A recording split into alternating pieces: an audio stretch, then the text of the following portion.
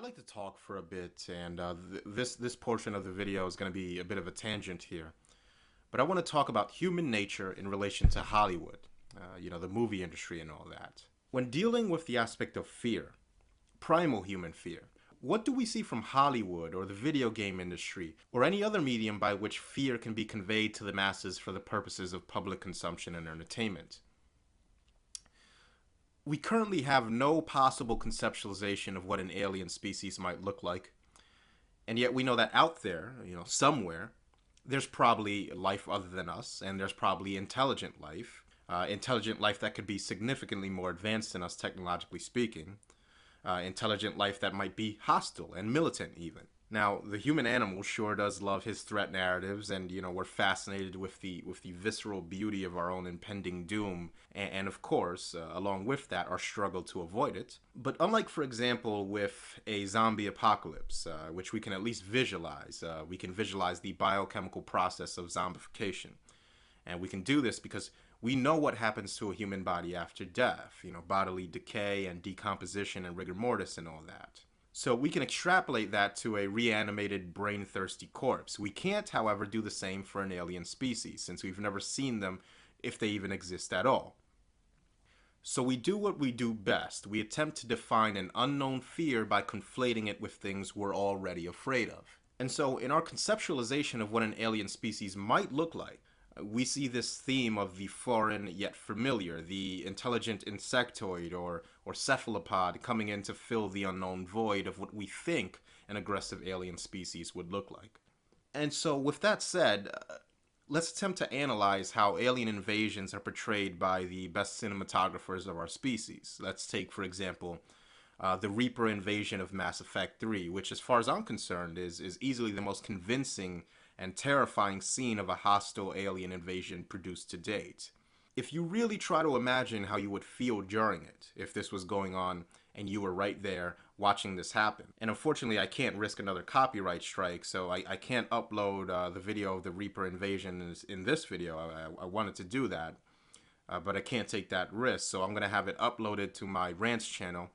And it's going to be right in the description box, and the instances in which I want you to pay particular attention to are cited in a time frame along with the link to the description box. So whatever I'm talking about, you'll be able to find it, and the time frame that it occurs in the video right here in the description box. So watch this invasion, watch this video in the description box, and really try to visualize if you were, for example, the little boy in this scene, witnessing this massive sentient machine descending down on top of you. Try to conceptualize the primal fear you would feel. Try to really visualize yourself in that situation. Now, what I really want to point out to you here specifically is how the Reaper in this invasion scene rears itself up, gearing up for attack. Now, the animators that thought up the Reapers mask it pretty well, but that action, if you're interested at all in animal kinesiology, that's the movement, almost exactly, of an arachnid. It's the movement of a scorpion adopting its defense posture. And there's another scene, if you pay attention to when it descends, and of course, again, that's in the description box, check that out. But when you watch these Reapers descend with their tentacles expanding, these are the movements of various species of cephalopod, particularly the aggressive displays and the mating rituals of the cuttlefish. So we see this cuttlefish movement during the Reaper invasion, descending down iconically over the bridge. Whenever we visualize alien invasions, for some reason we would like to see bridges destroyed and capitals destroyed and the Statue of Liberty and the White House and so on and so forth. But we see it descending over this bridge iconically, and it's opening its segmented tentacled maws, and it's employing the exact same kinesiology of a cephalopod. It's a tentacled squid, ensuring that the last thing its prey sees before it's consumed is this terrifying little animal gesture of aggression. And this is the same reason why we fear a tarantula's aggressive posturing. Segmented limbs and aggression displays in the anatomy of deep-sea cephalopods and crawling arachnids, they're foreign to us.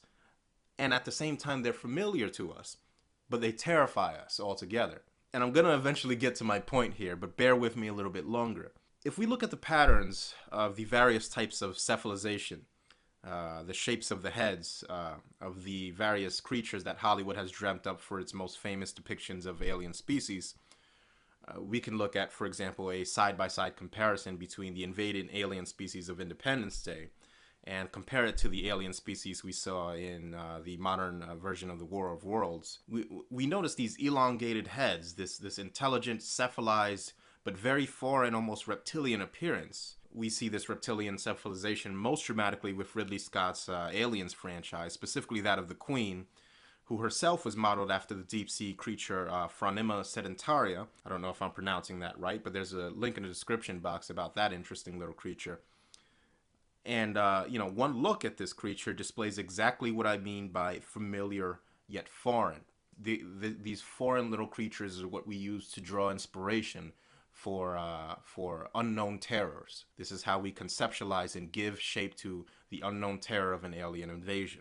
And if we look, for example, at the District 9 alien species, whose face seems to be an amalgamation of a cuttlefish in the mouth and a forehead that seems to have been copied by a trilobite fossil, and we have these two large sets of insect antennae. We see these themes occurring over and over and over again. So what's the point of me bringing all of this up? The point is that there are patterns, a formula, if you will, for artificially producing primal human fear.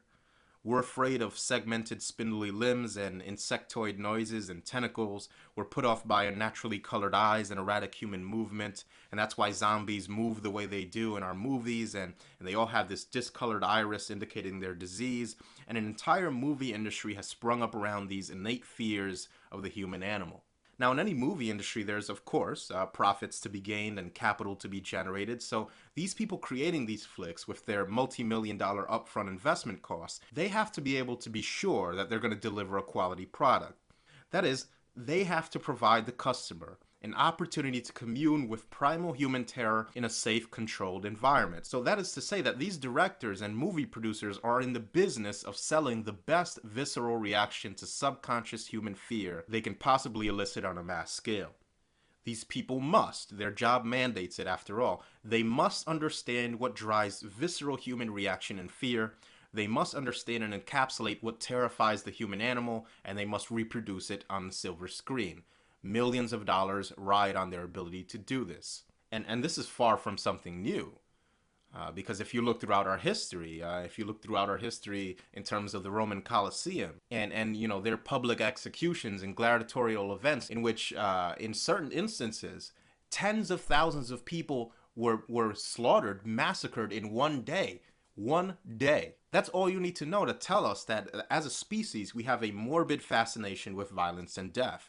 And thankfully, with the advent of the silver screen, we can now satiate that without any actual violence. Nobody has to die in order for us to get our need to view violence and destruction and blood and gore satiated. The point is to illustrate to you the power contained within the accurate human generalization. Slasher flicks and Saw and Halloween and sci-fi and Mass Effect and the supernatural and demonic and the paranormal and the Omen and Poltergeist and The Exorcist. How many tens of billions of dollars have been generated by movie industries simply by understanding a small section of the human instruction manual having to do with fear? How is it that these people were able to gain such an understanding of the human instruction manual dealing with this tiny subset of human fear and use it to get hundreds of millions of people to part with the hard-earned fruits of their labor every weekend at the box office in hopes that this human instruction manual is used by these movie producers to sufficiently tickle their primitive senses? You see, in the future, and even throughout our past, the most powerful and capable ones amongst us will always be those who understand the human instruction manual. This is where the true source of power resides. It doesn't reside in the halls of Congress, in the halls of Parliament. It doesn't reside on a 2.5 by 6 inch green piece of paper. It doesn't reside in a constitution. True power lies in the understanding of what makes us tick. And this is what is happening right now, today. The unwashed masses, the plebeians, us, have decided to delude our understandings of human interaction, to occlude it behind love and honor and jealousy and fear and morals and traditions, and love that can be reproduced identically by MDMA or oxytocin, and I'll cover that in another video. But this is what we've done, while the most power-hungry amongst us have chosen instead to delve deep and deeper than ever before into what motivates the human animal in order to exert control over and influence him. Now, with the advent of social media and Google and the like, think about what humanity has unleashed into the world, unconsciously. Because one of the interesting things that we human beings arrogantly choose not to understand or acknowledge is that technology is a funny thing, in that no matter how man tries to impose himself on his creations, the ramifications of his technology follow their own course long, long before we begin to exert our ethics and our regulations into the picture. But again, with the advent of social media and Google and Facebook and Twitter, we've unleashed onto the world a bit of a Pandora's box of human nature, haven't we? Take, for example, this article from Science Daily, and this is in the description box, that says that with the advent of these technologies, we've created a situation in which they claim something like 90% of the world's data has been generated within the last 2 years alone. And the data to which they refer is, of course, mostly unconscious data, since obviously there's a vast amount of information that humanity has accrued in printed books that helped us get to the internet age in the first place. But in terms of unconscious human data, that is, data that signifies to whoever's curious enough to look and whoever possesses this data, data that signifies our spending habits, our internet search history, our internet medical inquiries, our tastes in pornography and our expression of sexuality, our deviancies, our travel habits. There's just a staggering amount of new information to wrap your head around floating around somewhere in cyberspace. And this is why it's key. It's key that your average human being, both men and women, begin to take a keen interest in a long, honest, brutal, and unforgiving assessment in just what kind of being or animal or creature we really are. Because I assure you, Google and Facebook and YouTube and the people that own these mediums, they already have enough information about the human animal stored somewhere in some super server somewhere, and they're waiting patiently for computing technology, quantum state data processing, for example, which isn't that far off, by the way. These entities are waiting patiently for computing technology to catch up so that it can sort and collate this prodigious amount of data, and when they do, well, let's just say that I'm not afraid of Karl Marx, I'm not afraid of cultural Marxism or any of these boogeyman mythologies. But what I am afraid of is Google and Facebook and their data mining and their algorithms that will eventually tell them more about us than we even know about ourselves before we even know it. You see, humanity's potential enslavement isn't going to come about because some idiot wrote some manifesto, and it isn't going to come from any left or right-wing politicians. And this is why I shy away from, theories about elites and whoever, because one of the things that you have to understand, and this is probably somewhere in, Sun Tzu's manual on warfare or something like that, but what you have to understand is that true power is always invisible. You can't see it. True authoritarians, if they do it right, will make you sign on to their tyranny willfully and gleefully. That's how true tyrants operate. The tyrants under the tyrants. Or above, I should say. True tyranny is some idiot libertarian cult member going on and on about getting the government out of our lives and preserving our right to privacy while he voluntarily goes to his nearest Apple store and clicks away on his iPhone 5S fingerprint scanner. That's right, you see, all of the information that Google now has on you, it got it 100% with your consent. You signed on to their email. You used their search engines, and you ignored every one of those terms of use statements. You clicked I agree, and that was that. And you did it for the same reason fighter pilots can laugh while they're killing Iraqis, knowing they're murdering people, but not having it register because it's through some fuzzy detached infrared image that's 1,000 kilometers away. There's no human interaction, so we tricked ourselves into thinking that no one was recording all of our internet activity, but I assure you, Google was.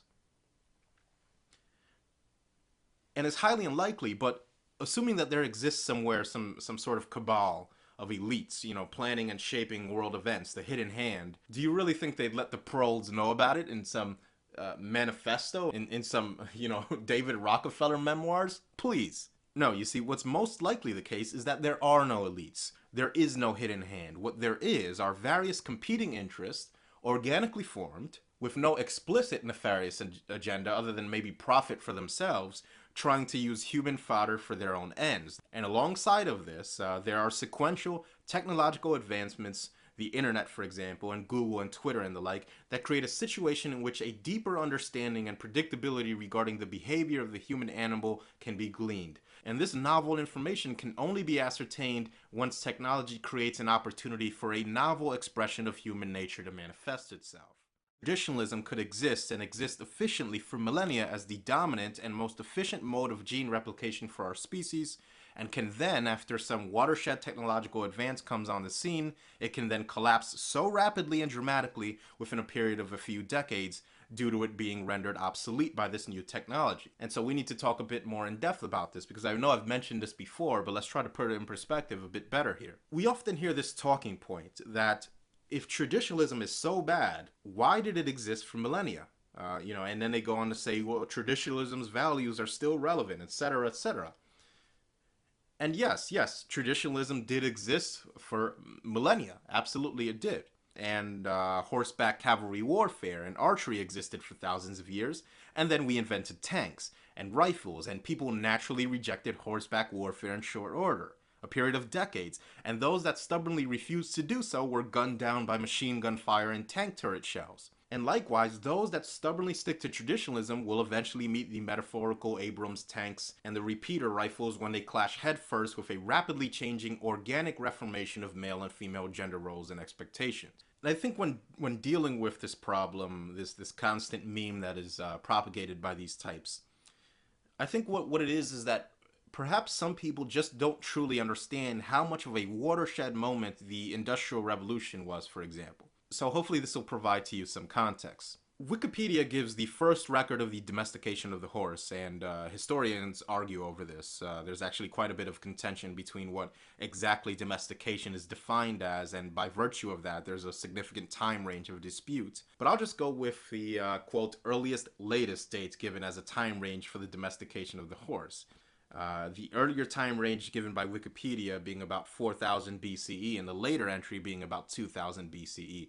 So we're going to go with this 2000 figure. And by the way, if you have any evidence to contradict this, feel free to post it in the comment section. So let's take this 2000 BCE figure all the way up to the Industrial Revolution. Now that's almost 4,000 years of Genghis Khan on his steep and Attila sacking Rome on horseback and Rome in their chariots and the Egyptians in their chariots, and the list goes on and on and on, all the way up to the horse and buggies of the 1800s, in which all peoples in this time period, all of them, whether they lived 200 years apart or 2,000 years apart, knew this animal, the domesticated horse, as the primary and most efficient method of transportation our species could devise. And then comes the Industrial Revolution. Now, Wikipedia cites the beginnings of the Industrial Revolution as starting out in about the 1780s and not fully being felt until about the 1840s.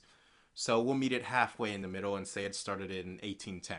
Now, from that period, it took us only until 1903 for the Wright brothers to first achieve flight, and then 38 years go by, that's 4 short decades, and the technology of flight is now weaponized and used to bomb Pearl Harbor. And 28 years later, just 3 short decades later, we propelled our Apollo 11 rocket engines to escape velocity and landed on the moon 4 days later. During that same time period, the first Model T rolled off the line circa, 1908? And if we fast forward to present day, we now have 12-cylinder Lamborghinis and Ferraris and Porsches, and for the first time ever, Google has constructed a robotic vehicle that is a superior driver in many respects to the human beings that created them. Let that sink in for a moment. We went 4,000 years where our most advanced form of transportation was the horse. And then in a period of about 200 years, we've managed to invent these new forms of transportation and use them to visit our first alien world. We've managed to send probes to every planet in our solar system. We've created the Voyager Golden Record. That is the first declaration to the universe and to other possible sentient species out there, if they exist, that we exist. That we are human beings and we exist. Now, to some people, that may not be important, but to me, it's one of the most profound achievements of our species, and it makes me proud to be a human being. And I know I'm going on a bit of a tangent here again, but in honor of our achievement, in honor of humanity's achievement, I want to share from the Voyager Golden Record that we've blasted off into space. I want to share 3 images that I consider to be the most important images in human history. Not only because this is what an alien species encountering our little beacon that we've blasted off into space would first see when opening it, but because it displays what I believe to be the most important human bonds and interactions, that is, the creation of the male human being and the transmission of knowledge from father to son, the most hated natural bond of feminists and the most feared natural bond of traitorous, divorce-prone women that can't suppress their hypergamy long enough to allow it to form. And I'm sure you're not used to this, a man telling other men to be proud to be men without worshipping at the altar of women for double the time as a disclaimer. Well, it's time you get used to it, because I'm going to do what no MRA or egalitarian or equalist or whatever will. I'm going to make you proud to be a man again. But anyway, it should be noted that in this short span of time, the human species has experienced such rapid growth that it was bound to change humanity in a myriad of unforeseen ways. So then, going back to the claim that traditionalism existed for thousands of years and holding this up as some kind of model of human relations between men and women based solely on its longevity preceding the Industrial Revolution displays an unfortunate trend of human nature in and of itself. That is, the tendency for our species to not realize when it's in the middle of undergoing watershed and historical change. Now, most people living in periods of mass human change aren't cognizant of the change when it's happening. It takes some historian 100 or 200 or 300 years later to really spell it out after everybody who lived in that era is dead and gone, unfortunately. Most people will opt instead for a stubborn adherence to traditions that give them unconscious security instead of first conceptualizing and then seizing the opportunity. The extremely rare opportunity, mind you, of voluntarily charging into their era's brave new world. So the assertion of traditionalism's effectiveness based solely on its longevity is a malformed assertion in which a key point is ignored.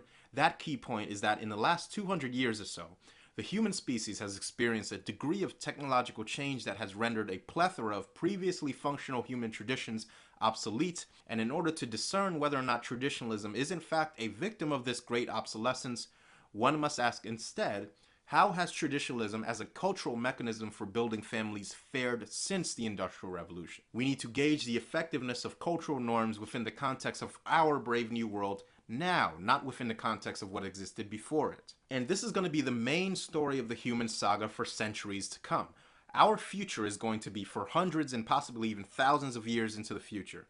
A tale of which groups of human beings will be able to adjust to massive changes to the way our instincts manifest themselves due to the exponential increase in technological development that was the last century in particular. So with all that said, I want to now talk about a certain, in my opinion, flawed axiom I hear from time to time, and it goes something like this, and it's usually uttered by traditionalists. What I'm talking about is when you hear the argument made that men going their own way are inherently unsustainable, and that the future belongs to those who reproduce, and that populations adhering to traditional methods of familial propagation will inherit the earth in one way or another. And I've even heard some saying that, Mormons and Muslims are destined to be the most successful people in the future solely by virtue of their superior birth rates alone. Well, that's an interesting claim.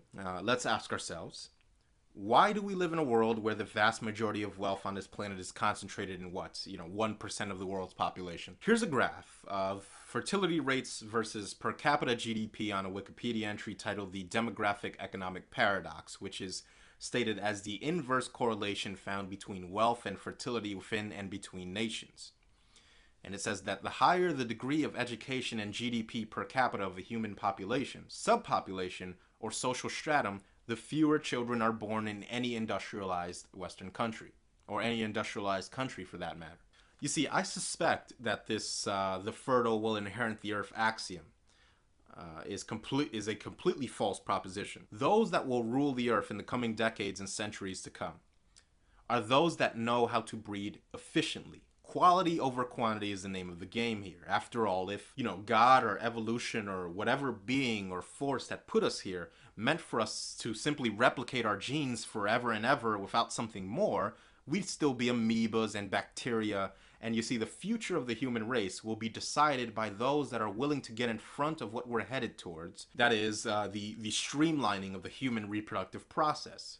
These folks, whoever they end up being, will at best wield economic supremacy over the useless breeders, and at worst, enslave them. altogether. And what am I talking about when I say that those that are willing to get ahead of the streamlining of the human reproductive process? What do I mean when I say that? Well, I'll show you this infographic, and the link to this is in the description box, that shows that Already, genetic processes such as pre-implantation genetic diagnosis, which allows for the removal of heritable negative traits, we're already using genetic manipulation to make sure that a child isn't born with an inheritable illness. These are parents seeking genetic counseling for their potential offspring and asking to preemptively select, not just for preventing things like mental retardation and blindness, but for even increased height and increased intelligence.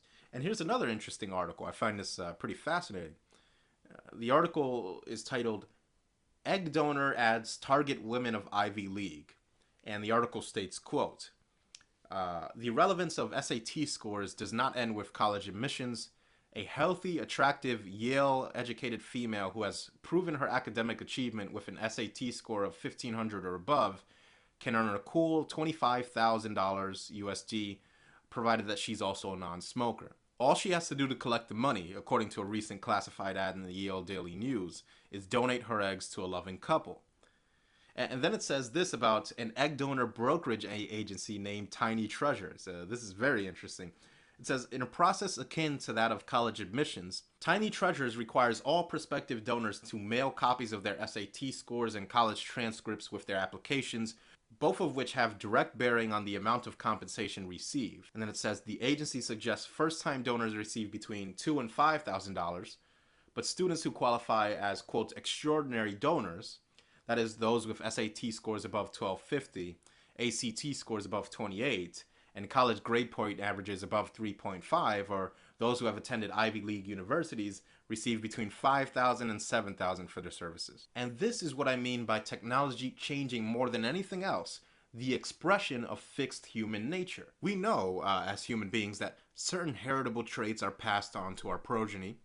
We know that to a degree, intelligence is heritable, and we might not know to exactly what degree it is, but we know that it is. And so technology has facilitated a means by which people of proven higher intelligence can sell their genetic material in a free market setting to people seeking to endow their progeny with increased intelligence and health and the success that comes along with it. You see, up until recently, mate selection was much more of a crapshoot than it is today. Mate selection consisted of assessing cues, external physical cues that indicate fertility or intelligence. For example, in women, you had ample breasts and waist-to-hip ratio, and in men, the intelligence to acquire resources for a woman's progeny, which indicated the ability to provide for her children. And in the case of women, this led to a situation where women employed all manner of concealment of what their actual genetic fitness was. Makeup and shoes, etc. This type of inefficient mate selection can be improved upon with a deeper understanding of the process of gene replication and the science of genetics. We are poised as a species on a chasm that, once we leap off, will allow us to delve much deeper into our understandings of what it means to be a viable and beneficial member of the human species, and the value that his genetic contribution or her genetic contribution will make towards either strengthening or weakening the human species. Now, this, of course, does not in any way advocate for any kind of dysgenics or, sterilization or any other types of human rights violations. But positive eugenics is a good thing, it's a necessary thing, and it's a topic that should be explored in much more detail. And finally, this brings me to the topic of the stay-at-home wife. Now, I'm often asked, why, Barbarossa, do you have such a problem with the stay-at-home wife? Well, the truth is, I don't have a problem with them specifically. I mean, if they weren't so taxing on the development of our species, I really would have very little to say about them. And what I mean by that is simply that it's very possible that there exists a form of heritable and even latent IQ, the latter of which can only be developed by the creative exercise of the mind. I've talked before in previous videos about epigenetics, the genome above the genome, so to speak, and the possibility that this epigenome can affect this latent intelligence, and if so, can environmental factors that influence this epigenome result in lowered IQ if an individual, or a group of individuals even, are encouraged not to develop their intelligence? We know from studies of twins that smoking can certainly lead to differences in physical development with genetically identical twins. And these following images are of the facial development of both a non-smoking and smoking twin, and the differences are certainly there. Environment most certainly plays a part in the expression of genes. Here's an interesting article that says epigenetics and environment can lead to higher IQ and even impede the development in late age of Alzheimer's disease. And these are scientists who have been studying the genes of people whose brains at post-mortem showed these plaques in their brain matter, and they found that those that didn't suffer the symptoms of Alzheimer's had a different pattern in these switches on key genes, and they're referencing this epigenome here. And they found something else. They said most of those with no symptoms kept their minds alert and active. They exercised their mind. And then it goes on to say that it's probably true that whether you develop these plaques and tangles in your brain depends largely on your genes. But then it says whether they cause the symptoms such as memory loss and anxiety and Alzheimer's even depends on your experiences and how your experiences have made changes to the switches on those genes. So there's a lot of interesting stuff going on with this epigenome, this science of the epigenome, and we know as a scientific fact that there exists a mechanism through this epigenome that determines the manner in which your genes are expressed depending on environmental factors. We know that histones deacetylate and cause chromatin fibers to squeeze certain genetic sites, and that squeezing action negates the expression of the gene. So one must ask themselves whether or not we are actually diluting our species by allowing stay-at-home mothers, and indeed women as a whole, half of our species after all, to get by in life with much less of a need to pursue intellectual endeavor. Remember that Esther Vier in her Manipulated Man said that a sufficiently beautiful woman can get away living in society, having all of her needs taken care of, having the intelligence of a monkey, and she could still survive. And so the relationship between genes and intelligence is of course not yet completely understood, but let's assume that this epigenome, this environmental feedback mechanism for the expression of genes, let's say that a lack of a need to challenge oneself intellectually speaking because instead of being an engineer or a doctor or an electrician or whatever, society has deemed it appropriate for your main contribution to society and our species to be simply to produce and rear young children, which of course isn't exactly rocket science.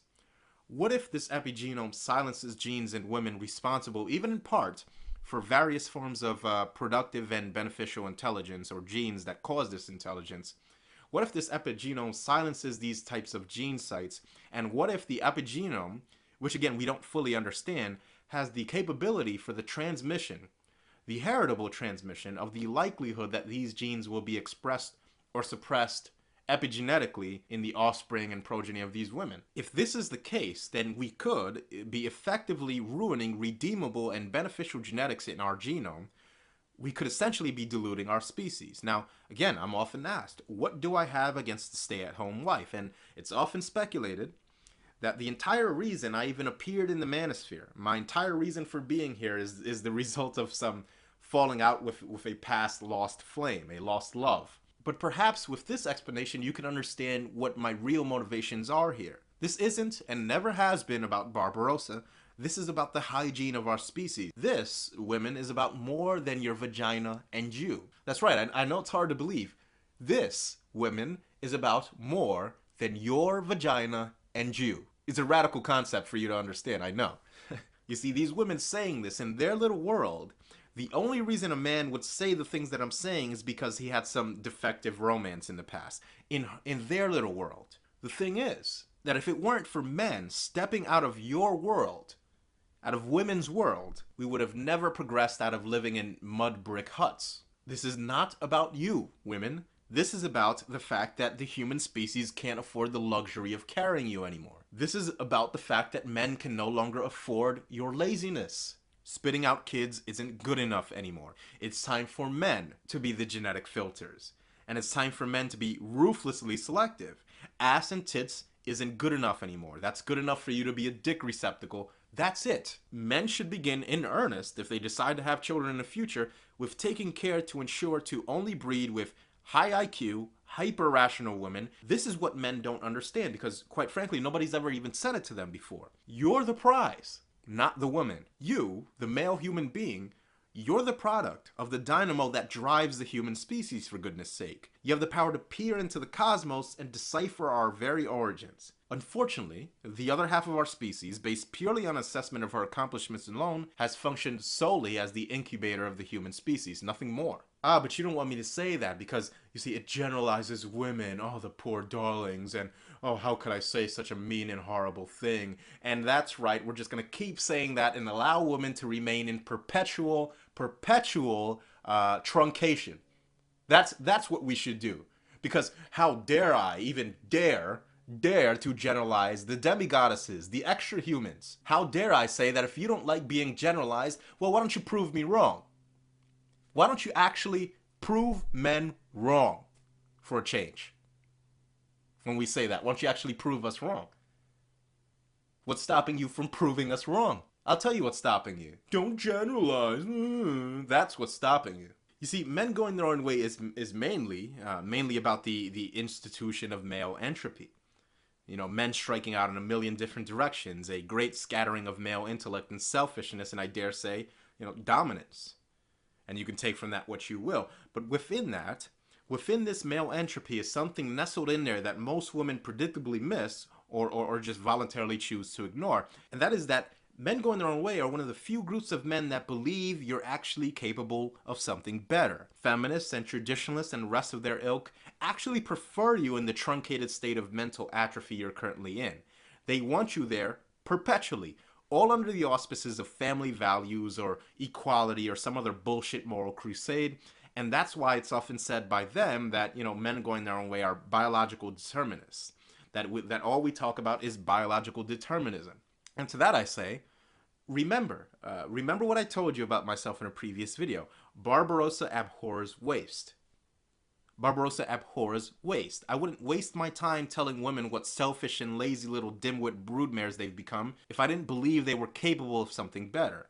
If I believed they weren't, I wouldn't waste valuable and precious time I won't get back saying it. So this meme, this utterly false meme, that men going their own way are obsessed with biological determinism, that we believe that, I believe the term used is that women are insurmountably flawed, and I'll let those disseminating this in their parakeets continue to do so. But consider hearing my opinions on this subject directly from the person and the source of where these accusations are directed. Men going their own way are some of the only people, perhaps in the world, that absolutely insist that both men and women learn to control and, if need be, repress their biological instincts and tendencies. This is one of the main reasons we're so interested in human nature and what it truly means to be human, because within this is the key to forging the future of our species. Within this lies quite literally the difference between us bombing ourselves back to the Stone Age and possibly our own extinction, or instead sending a probe and eventually a manned mission to Jupiter's Europa to drill down and quite possibly discover extraterrestrial multicellular organisms for the first time in human history. You see, I want the human species to progress. I actually want humanity to develop into a resilient, high IQ, spacefaring, superior species. I want us to colonize the moon. I want us to exterminate cancer. I want us to extend our average lifespan past a century. I want us to conquer quantum mechanics. I want us to excel. We can't do that. We absolutely cannot do that with one half of the human species being encouraged to embrace their primitive affinity for resigning themselves to being nothing more than barely thinking baby factories. It's unacceptable. So again, in regards to heritable IQ, it turns out that the Chinese, for example, are now actively trying to isolate specific alleles and genes that they've found to be somehow correlated with intelligence.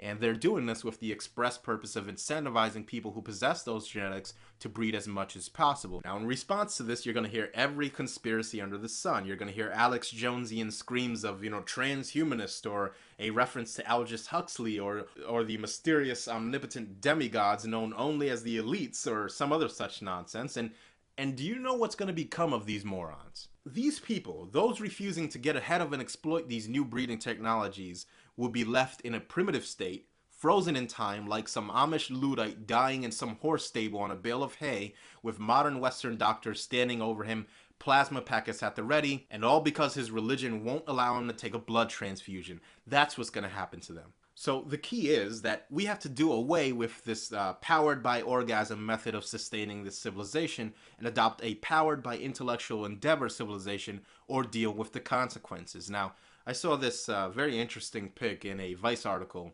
and my interpretation of this image is that it crystallizes the similarities that the feminist, sexually liberated women has with the brain-dead traditionalist baby machine, and how we desperately need to break away from this paradigm of learned helplessness and stupidity that we allow women if we ever wish to break away from the chains of the state and those that seek to control men. This is how the state exerts its power over us, through women. Through our powered by orgasm civilization and the mechanics of it. Now, we've erected this civilization that is literally powered by orgasm, and now it's being turned and used against us. Indeed, it is the health and fidelity of our very species that suffers when women, due solely to their ability to breed, are allowed to be literally stupid. Think about for a second, what exactly traditionalism breeds? The demure caregiver maternal archetype that traditionalism spawns possesses the very qualities that allow the monumental collapse of the traditional family unit and the grand government cuckolding of the provider male. You see, what traditional family units produce, or should I say the type of women they produce, that is submissive, feminine, and I'm using feminine here as a euphemism for liability and uselessness. She's not very good for anything other than rearing children. She's prone to defer to authority. And our society instinctively knows this on some level. And we see this theme time and time again repeated over and over. It's simple criminology. Men don't sell out their families, but women will. Now, if you're a cop and you pull over a couple and it's a man and a woman and you suspect there's drugs in the car, and not just drugs, but a significant amount of high-grade methamphetamine, if you bust them, if you succeed in busting them, you're almost assuredly looking at a promotion to sergeant or whatever. But you're an upstanding officer of the law, and of course you wish to bust them while respecting their right against illegal search and seizure. So what do you do? What do you do in order to achieve this bust? Well, the first thing you do is you separate the man and woman. You put the man in a squad car or something, and then you grill the woman. And what you do is you take advantage of her traditional role that makes her defer to authority. And if you do it just right, she'll give consent for you to search the vehicle. The man, on the other hand, and this is why you put him in a squad car in the first place, the man would be much more likely to absolutely insist that a warrant be produced first before any search of the vehicle takes place. The cop knows this, which is why he grills the woman. Now, zoom out to the macro scale, with the cop playing the state and the couple representing the population of men and women as a whole in this powered by orgasm society. Women snitch. Women sell out their families. They are the weak link in the familial chain, and that weak link in the chain is exactly where the state applies its pressure. They know they essentially couldn't put a dent in the male link on the familial chain because men remain, sometimes to their own detriment, fiercely loyal to their families, even if their families betray them. Men are, unfortunately, just as powered by orgasm as women are. Look at Hollywood. Look at our movies. Look at movies like Taken with Liam Neeson. How many movies like this have we seen that follow this same general pattern? That is, ex-Navy SEAL or Green Beret or gangster or mobster or gangbanger. It's all reformed bad boy. That's all what it essentially boils down to. How many times have we seen the reformed bad boy who decided, to leave it all behind, leave behind the life of crime and, straighten up and settle down, and then right on cue, some evil man, he kidnaps his daughter or his wife, and now the inner psychopath is socially sanctioned by women. Now it gets to come out. Now the big bad scary monster gets to come out, and we get to see this man, this reformed bad boy. We get to see him reconvene with his violent past, and we get to see him kill and torture and mutilate and maim dozens and sometimes even hundreds of men in his quest to get his extra human back. That's what I call women, extra human, because in these movies that's exactly what they are. They're extra humans. They're extra people. The value of two people all in one. Now you'll never see movies where a woman is allowed to participate in this type of wholesale violence to retrieve her kidnapped husband. No, you see, the husband, if he's a man, he'll find a way to get back on his own. No excuses. What are you, a pussy? What you will see, however, are movies like the Kill Bill trilogy, where, some mama bear archetype slaughters hordes and hordes of men just to get back her daughter from her evil father and, hell hath no fury and all that. Again, in this powered by orgasm society, we encourage these women to essentially become nothing but baby machines. We encourage them to repress all critical thought. Thinking is left to the men. And so the traditional family unit going into the future is essentially prone to continue its same trajectory into stagnation, to be preyed upon by the first generation of social engineers that have deciphered the power of mass media, which has never existed before this era in history. Now think about that for a second. Our species has never, ever lived in an environment before the advent of the internet and, television to a lesser but still significant degree. We've never existed in a scenario where all human beings are inextricably linked worldwide, and for once, as a picture is starting to emerge as to the behavior of men and women that seems to transcend national and racial and cultural distinctions, and the same, of course, can be said for men. But in terms of how men are appraising this, for once, men are starting to not only assess statistical evidence on the macro scale of what women and men tend to do in the unconscious ether that is macro scale demographic behavior, but we're also sharing a sustained repository of anecdotal evidence that seems to be following familiar patterns that we no longer can ignore. And I'll give you a personal example of this. Sometimes, I, a pearl slave, has the audacity to buck the monotony of the plantation for a work day or two. And every 6 months or so, I take a personal day and I just hang out at Panera, and I just relax and I surf the internet or whatever.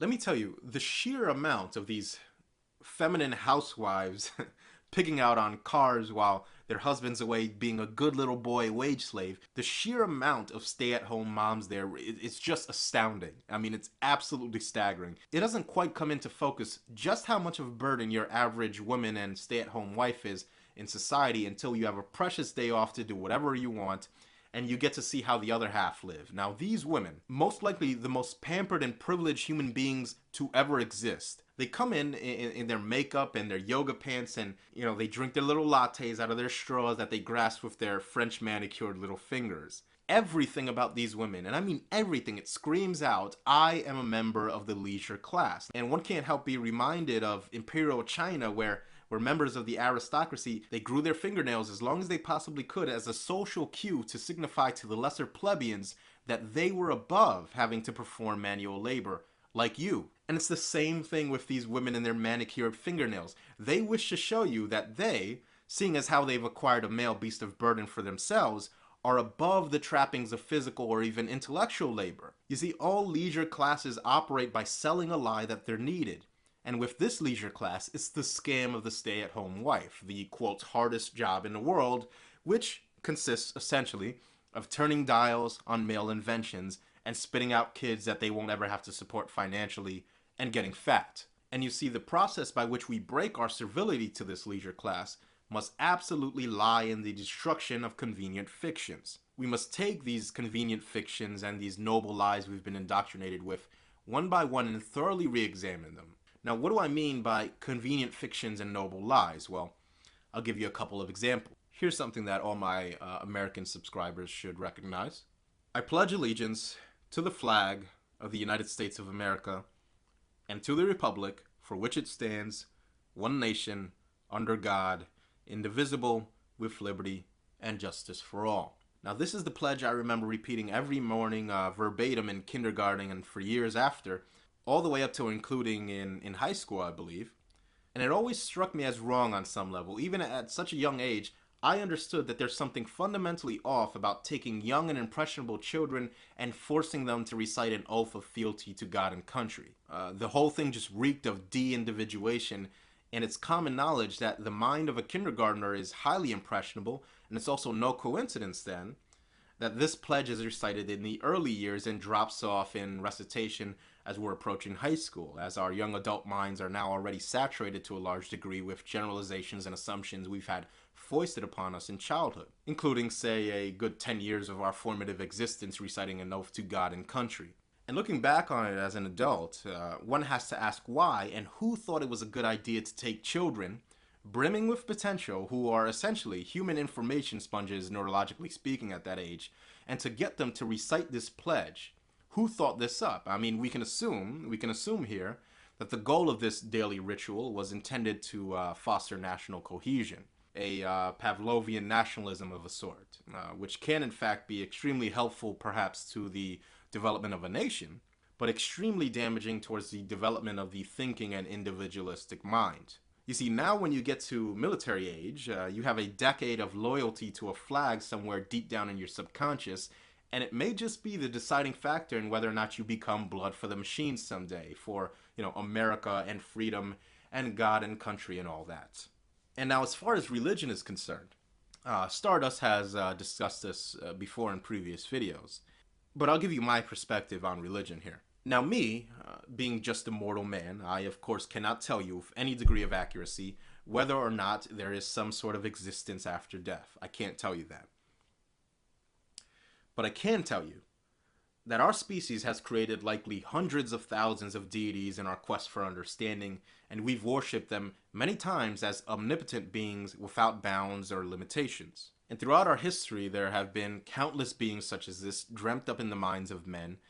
And this puts us in an interesting dilemma because we have to confront that an omnipotent being cannot, by definition, be omnipotent if there exists a second or a third omnipotent being to rival it. An omnipotent being must, by its very nature, be able to overpower any other force or entity in existence and bend it to its will. This means that even if there exists some supreme omnipotent being in the universe, there still have been countless men who went to their graves incorrectly believing that they knew the one true God, the one true omnipotent being, when in reality, they believed in nothing more than a convenient religious fiction that acts as a general human behavior modifier, a noble lie. Therefore, we have to conclude that even if there is a God, organized religions of today and yesterday have been used to control the behaviors of countless billions of human beings, and one need only look at, the Mark Driscolls of today and the so-called men of God telling us to ignore the myriad of risks associated with marriage and to man up and marry those sluts to see that it's still going on today. Religion is a perfect example of a convenient fiction. It suited us well, it provided morals, it provided tribalism and cohesion amongst populations, it curbed destructive behaviors with its moral codes of conduct. But in the end, even if there is an omnipotent being somewhere out there, a god, if you want to call it that, it's still nothing but a crutch for people that do not wish to confront reality and a behavior modifier for civilizations erected on lies. It's an efficient crutch, but it's a crutch nonetheless, and we should never forget that. Because you see, here in the West, all avenues of male expression are curbed and inhibited if they don't have an immediate benefit to society. Society, in the context that I'm currently using it, is synonymous to women and children. One of my favorite movies, one of the most iconic scenes from the cult classic movie They Live, starring Roddy Piper from WWF fame, was the first time he put on these glasses that allowed him to see that an alien race that had invaded planet Earth was secretly holding the human species hostage by mimicking their appearance. Now, these glasses not only allowed him to see which of the humans were really aliens, but it also allowed him to view advertising signs that had been posted all across the city he lived in by these aliens that appeared without the glasses to be, simple human advertising billboards. But when he put on the glasses, the first thing he saw was, a billboard advertisement with the word obey under the human advertisement. And then he looks at the billboard with a woman in a bathing suit, which read, travel to the Caribbean, with this picturesque tropical background. And so he puts on the glasses and he finds the hidden message behind that, and it reads, marry and reproduce. And he looks at a sign advertising a sale in a store, and it says consume, and as he walks down the street, he's bombarded with these same messages: consume, marry, and reproduce, obey, reproduce, marry, reproduce, consume, reproduce, marry, reproduce, consume, eat, sleep, die. Now, I put that little part in there, but you get the point. The symbolism, of course, shouldn't be lost on the thinking man.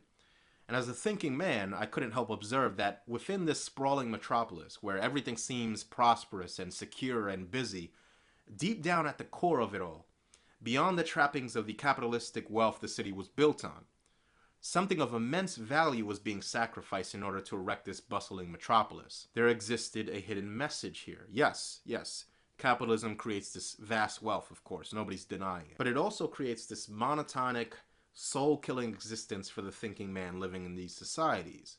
You may be rich, but you're never alive. You're never truly alive in that existence of the wife and the picket fence and the mortgage and the 2.5 kids, are you? The marry and reproduce and eat, sleep, die, repeat for your progeny status quo, as I've called it in the past, is pesticide for the male soul.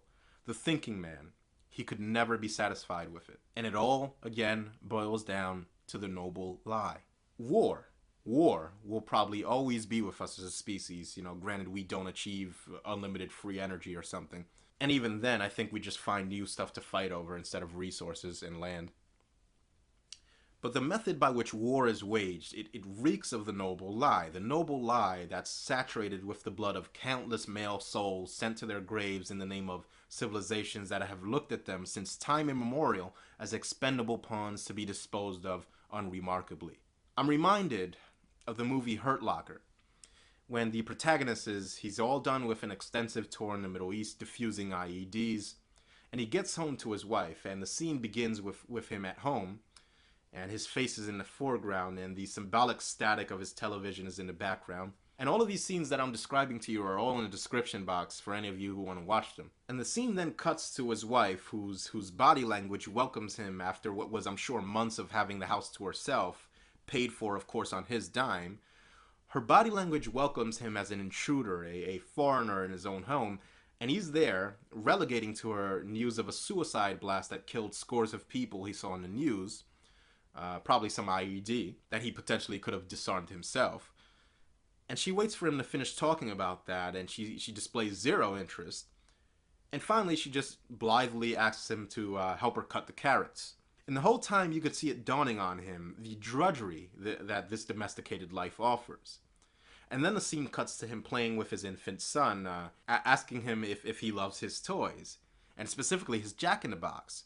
And then he tells his son, or rather, since his son can't understand language yet, he actually tells himself, through his son, that when you get older, you start to see these things, some of the things that you love, and they might not seem so special anymore.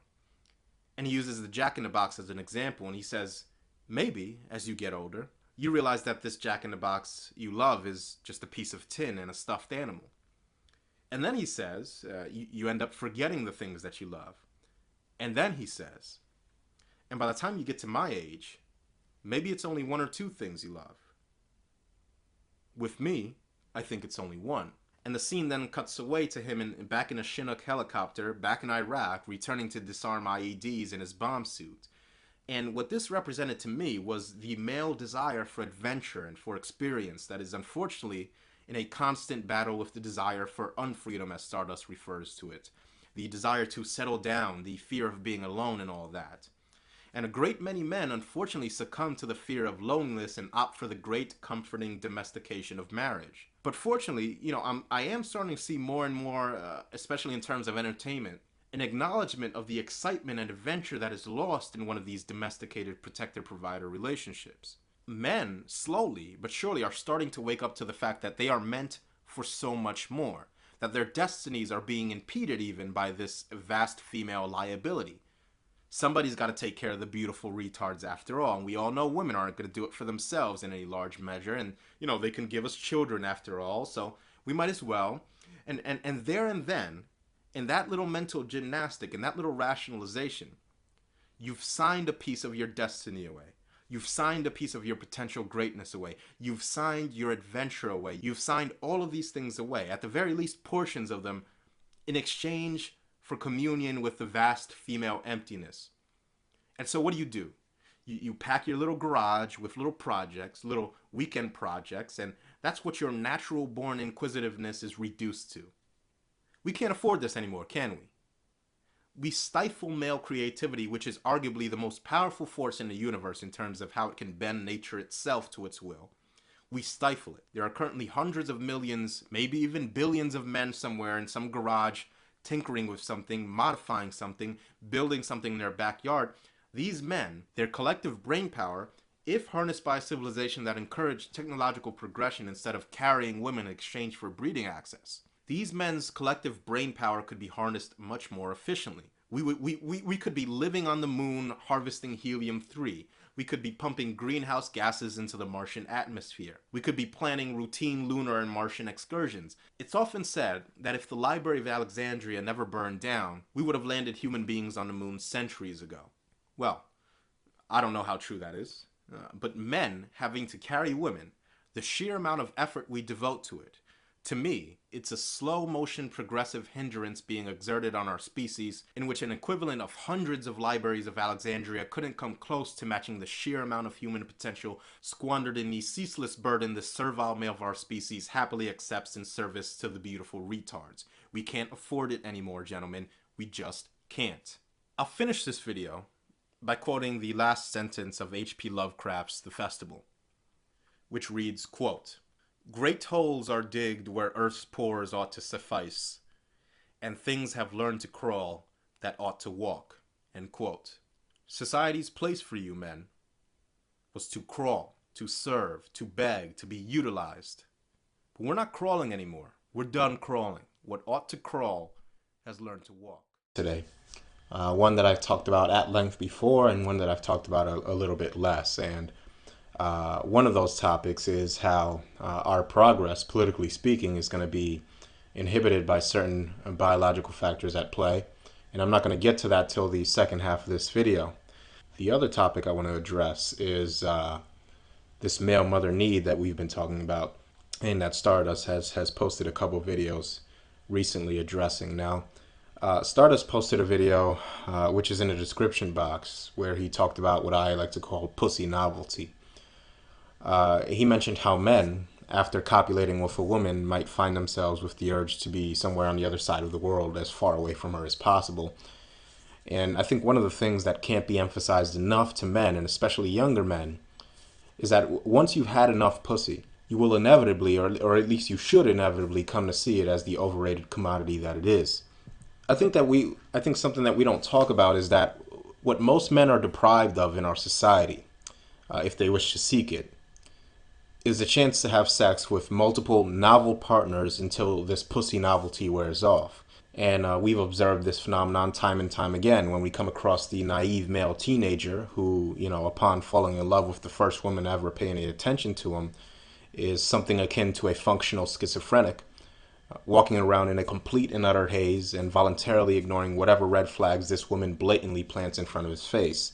He'll turn his back on his friends and his family just to upkeep this vision of perfection he's projected onto her. Before I go on, though, I want to point out to you two interesting articles I found, and both of these are in the description box. The first study details studies done on romantic couples claiming to be in love with their significant others. And this study actually measured the serotonin levels of the participants and found them to have decreased functionality of serotonin transporter levels in the blood, as well as an overall decrease of serotonin, eerily similar to those of a person suffering from obsessive compulsive disorder. And not surprisingly, tests conducted at least a year later showed that these serotonin levels and other hormone fluctuations had gone completely back to normal levels. So let's just keep that in mind for now. The second article I wanted to mention isn't exactly an article, but it's a Wikipedia entry with a relevant article attached to it. This is in reference to what's called the Coolidge effect, and so I'll just read to you the excerpt from the Wikipedia entry. In experiments with rats, it has been observed that after vigorous copulation with a new partner, male rats soon completely ignore this partner. But when a new female is introduced, they immediately are revitalized, at least sufficiently to become sexually active once more. This can be repeated again and again until the male rat is completely exhausted. This phenomenon has been called the Coolidge effect, after the American president who, on a visit to a farm, his wife had been shown a rooster who could copulate with his hens all day long, day after day. And she liked this idea and asked the farmer to let the president know about this. And so after hearing that, President Coolidge thought for a moment and asked, "Does he do that with the same hen?" "No, sir," answered the farmer. And then President Coolidge said, "Please tell that to Mrs. Coolidge." Now, not only has this Coolidge effect been observed in all tested male animals, but also in females. Female rodents, for instance, flirt more and present themselves more attractively when observed by new males and in presence of males with whom they've already had sex. And it's findings like this that help us understand a few things with a bit more clarity. Now, first, given this Coolidge effect, It very well may be possible that female human beings may be better suited for serial stints of monogamy spanning maybe a decade or so before they move on to their next possible mate. And in the case of the male human, we may very well be designed to have multiple female sexual partners instead of a lifelong monogamous relationship with just one woman. And perhaps the only limiting factors for both genders curbing this behavior was the fact that sex traditionally led to pregnancy. And who knows, maybe this post-birth control era will herald the collapse of the lifelong human pair bond as we know it. That remains to be seen, and this is all just speculation on my part, of course. But I hypothesize that the only thing holding men back from wanting to have sexual access to as many females as possible are the risks of having too many children to support, the many social stigmas attached to unapologetic male sexuality, as well as this desire for this male mother need that we've often discussed here. The problem of excess reproduction can of course be remedied with male birth control. And men such as myself prove that the social stigmas surrounding an uncompromisingly selfish form of male sexuality rivaling that of our female counterparts can exist and persist despite the catalog of shaming that society reserves for the sexually selfish male. So then, the only thing holding us back, really, from our very own sexual liberation 50 years after women demanded theirs, is this mother need. You know, this desire to quench our unceasing loneliness as men with a special mother figure that sees us for who we are because we're special and she just wants to take care of us, and, you know, a mommy figure, essentially, all that jazz. Now, Stardust actually made another video not too long ago where he mentions the fact that prostitution, being completely legal in his country, has made no difference in abating this male mother need we talk about. Men are still getting married, they're still engaging in relationships for the most part, and nothing has changed. And, you know, I actually agree with what Stardust says, that prostitution, even if destigmatized, won't be enough for men to admit to themselves that modern relationships, and marriage in particular, are increasingly nothing but social and legal contracts of unbalanced servitude towards entitled, ingrate women that know they have the power of the state functioning as the third member of the relationship. But I do think that there are several factors surrounding things like prostitution or lack thereof that act to potentiate the effects of this male mother need. And I think that enough inhibition of this potentiation, wherever it may appear, can eventually have an effect. And so these potentiators, as I've identified them, are as follows. First, we have the fact that the Western world has been, since the advent of mass media, subjecting boys using female sexuality to a constant state of sexual arousal. Everywhere you look, and I mean everywhere, there's female sexuality being shoved down the throats of boys and the men they eventually become. But prostitution remains illegal. Why? Why would a society so obsessed with sex ban prostitution? Well, it's simple. It's because society is set up to, as I've just said, keep men and boys in a constant marathon of a never-ending pursuit of sexual satiation. And this drives Western civilization as we know it. This dynamic doesn't have its genesis in any conspiracy theory. This happened naturally as advertising agencies and governments and women figured out that men could be kept in a constant state of production by making sexual imagery as ubiquitous as possible while making the actual sex as scarce as possible. So as it stands today, in my opinion, men essentially aren't capable of assessing this mother need rationally. Instead, they perceive this mother need under the haze of this pussy obsession we see everywhere in society. I believe the phrase that I'm looking for here is something along the lines of, show me a beautiful woman with the world stuck to her, and I'll show you a man that's tired of fucking her. Indeed, this Coolidge effect describes to us an age-old truism that any man with sufficient experience with women knows all too well. And that is that the best pussy is new pussy. And so whenever your average frustrated chump, as the PUAs like to call them, witnesses how a man who can't seem to throw women far enough for them not to come back, who treats women like insignificant tools for his sexual gratification and gets laid doing it, these poor guys witnessing this stare in amazement, and they say to themselves, you know, man, you know, I'd give an arm and a leg for just one of these girls. I'd treat her special. Why don't they want me? What's the difference between the two men? Well, obviously the guy who's getting all this attention from women knows something about women that their would-be suitors don't. And, you know, let me stop. I suppose I should alert the press now, because I'm about to make a generalization about women. So if you want, take out your pen and take out your pad and fix your mouth ahead of time to form the word misogynist. And if you wish, you can get ready to go find some concern troll masquerading as an MRA and tell him we have to do something about Barbarossa. He's a radical. And after you're done with that, kindly go fuck yourself and unsubscribe. You pathetic fucking loser. Anyway, the guy with all these women attached to them, he knows for the most part that the vast majority of women he comes across are some of the most plain, uninteresting mental invalids the human species has ever produced. And yes, the women that take offense to this comment are most likely some version of what I've just described, and they're pissed off that a man dares to say it out loud. But yes, the difference between the two men is a simple matter of scale of observation. One, the guy who isn't getting any girls, observes a siren singing her rhapsodies from a far, far away ship, and her song clouds all judgment, and he's ready to throw himself into the sea in pursuit of her. And he observes her from afar, and he sees nothing but glittering, shining gold on the coast of whichever island this siren is singing to him from. Now the other man, the one with all the women, he's come years before him, and he actually tossed himself off the ship and actually made it to the island. And he's heard the siren song for so long, and whereas before he heard a million different beautiful songs, now he only hears one. Or, he asks himself, was he hearing the same song all along? This man, he's gotten to the island and he takes out his loop lens and he sees pyrite. He sees fool's gold everywhere.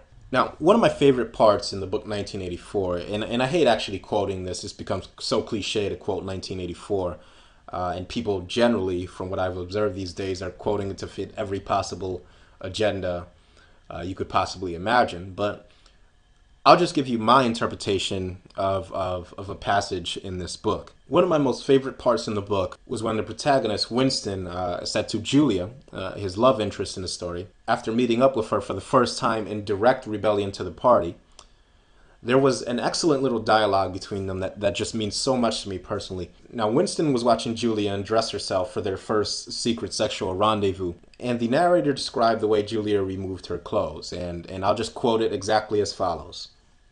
He said, quote, "She stood looking at him for an instant, him being Winston, then felt at the zipper of her overalls, and yes, it was almost as in his dream, almost as swiftly as he imagined it, she had torn her clothes off, and when she flung them aside, it was with that same magnificent gesture by which a whole civilization seemed to be annihilated." And Winston then asked Julia if she had done this before with other male members of the party, and she replied by telling him that she'd done it dozens, maybe even hundreds of times. And what Winston replied to her was just absolutely amazing to me. Winston pulls her down, so they were kneeling face to face, and he says, "Listen, the more men you've had, the more I love you. Do you understand that?" And Julia said, "Yes, perfectly." And Winston said, "I hate purity. I hate goodness. I don't want any virtue to exist anywhere. I want everyone to be corrupt to the bones." To which Julia replied, "Well then, I ought to suit you, dear. I'm corrupt to the bones." And then Winston asked, he said, "You like doing this? I don't simply mean with me, I mean the thing in itself." And Julia said she adored it. And then the narrator finishes off by saying, that was above all what Winston wanted to hear. Not merely the love of one person, but the animal instinct, the simple, undifferentiated desire. That was the force that would tear the party to pieces. Now, what I took away from this quote was so much more than an expression of animal instinct. I think that this little dialogue represented much more to Orwell than what he let on for the reader. You see, Winston blatantly stated himself in the book numerous times that he was an admitted misogynist. He said he hated most women, and even that he hated Julia. That is, until Julia slipped in that singular phrase in the note that she handed to him, which simply read, "I love you." Now, in my opinion, Julia didn't actually love Winston, and Winston didn't actually love her. What the note she slipped him really should have said, what I interpreted it as, was her saying to Winston, "I know that you exist. I know that you're a human being." I'm of the opinion that what Winston and Julia really fell in love with was the affirmation of each other's humanity. In a totalitarian state where deviating from both male and female gender roles was punishable by torture and execution. Within that type of environment, this simple gesture, two human beings sneaking off for an illicit affair, represented an act of revolution, an act of militant action, an act of pure selfishness that threatened to collapse the whole damn rotten system. Why do you think Winston says that he hates goodness and purity and that the more men she slept with, the better? It wasn't because he hated good things. And he didn't truly hate women. What he hated was the hypocrisy of the way civilization at large described, for the totality of the people living in it, what was good and wholesome. What he hated was the swallowers of slogans who were mostly female, and the disgusting anti-sex leagues they belonged to, and the work, sleep, reproduce, consume, die lifestyle. So, and I hope you can see where I'm going with this by now. How does this apply to MGTOW? Well, I ask you, how many women have you dealt with as a man that actually saw you as a human being? Not as a man existing to do things for women, but a human being.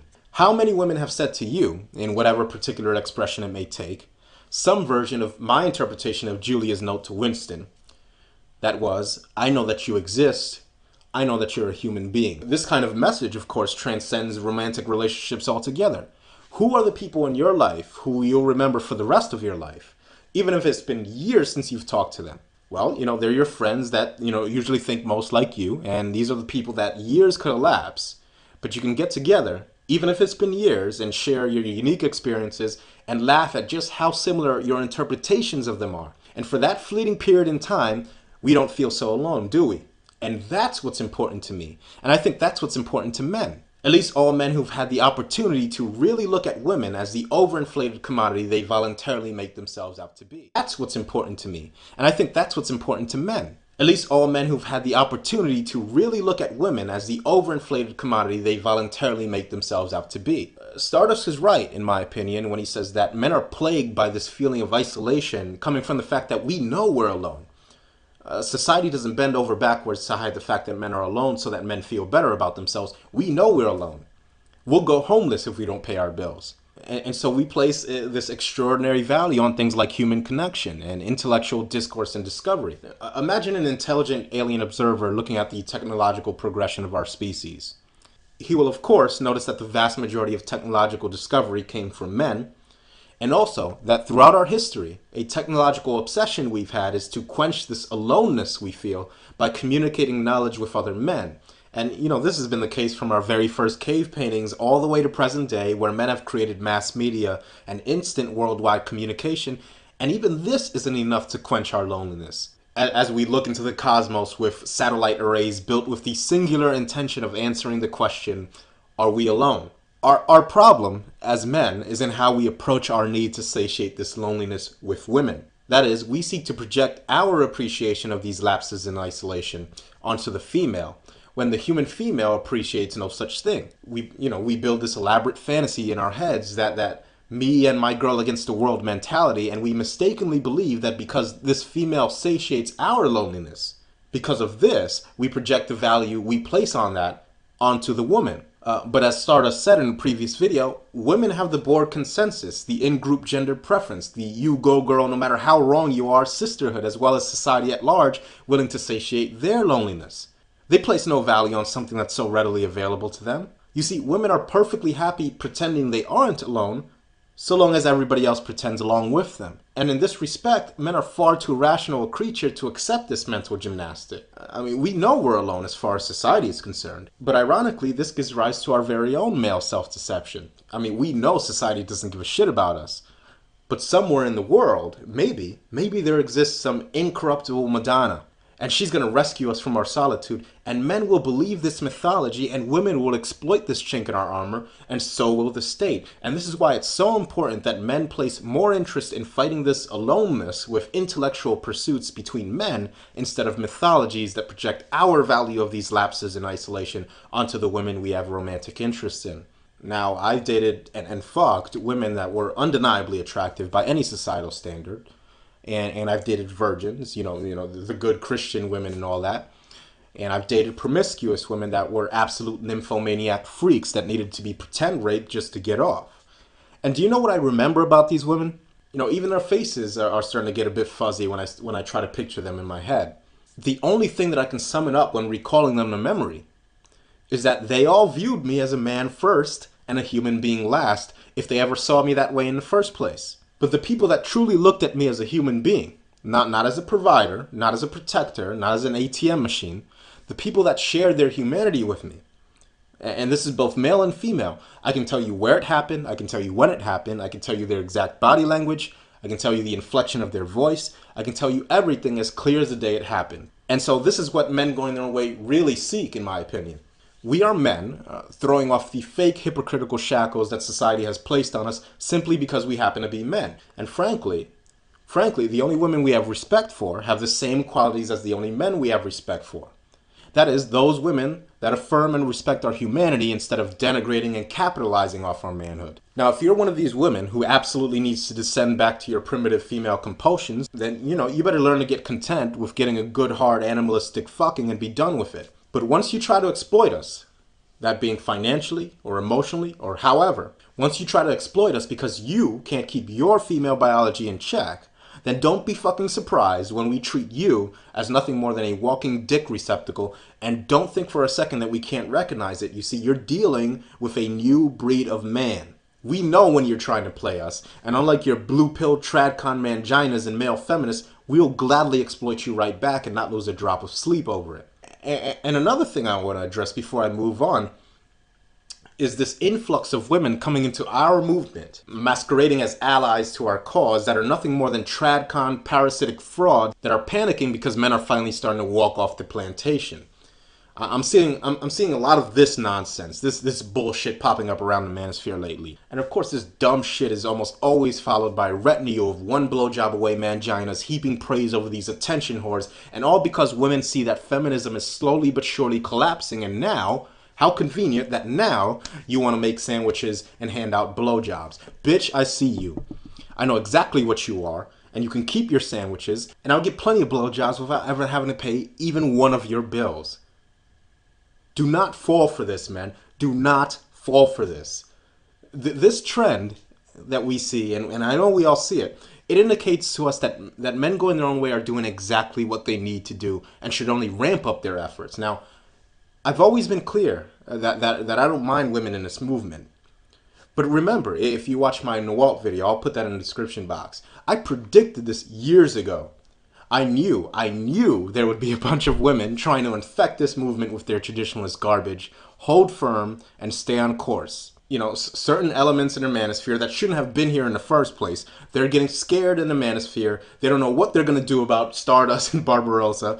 They're getting scared that men going their own way has grown to encompass and spread into every facet of the manosphere. They can no longer ignore us, so prepare for an attempt to co-op. Just hold firm, stay the course. We're on the right track. Now, with all that said, let's switch topics real quick. I want to talk about how much progress we can make legally. What are the stopgaps in place that's going to inhibit our progress in the legal sphere? I believe that society, I've said this in previous videos, will always bail out women first.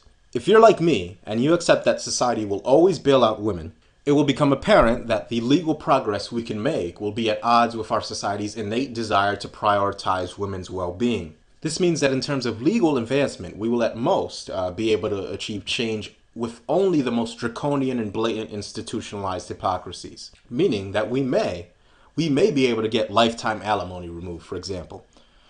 Because this is one of those things that are in fact so blatantly unfair that with enough persistence, we just may be able to successfully challenge it based on the obvious unfair and archaic nature of alimony payments in a world where women can work and find jobs just like men can. So we might be able to address certain issues here and there, but I believe it's impossible to combat any legislation that deals with women's safety. For example, take this article here that's been floating around the manosphere, and that's in the description box, and the title is Government Shutdown, 9 million moms and babies at risk as Women, Infant, and Children program halts. Now remember, in a previous video, I mentioned that things like WIC programs, these legislations are what really expose the underlying biological motivations behind Western civilization. This article, again, read the title. Millions of moms and babies at risk. No politician will touch this. I don't care if he's the most leftmost or rightmost politician in the world. No politician will touch this. These kind of headlines. This is what's going to end the government shutdown in the United States. No government official will say what's obviously true. And that is that these WIC programs can't be sustained, that they are inherently discriminatory against the male half of the population. I mean, a politician might throw some lip service against these programs being cut, preceding them being cut for good. But when women and children start getting tossed out into the street, and it will go there, when camera crews start recording women and children going homeless, because of some politicians' spending cuts, you will see some of the fastest political backpedaling in the history of politics. I guarantee it. Because, you see, what we're truly battling here isn't a fight for freedom. There is no freedom in Western civilization. Again, Malcolm X said it best. If you're a man and you want your freedom, you take it. You don't ask questions. You don't ask the governments. You don't ask any politicians. You don't vote for your freedom. You take it.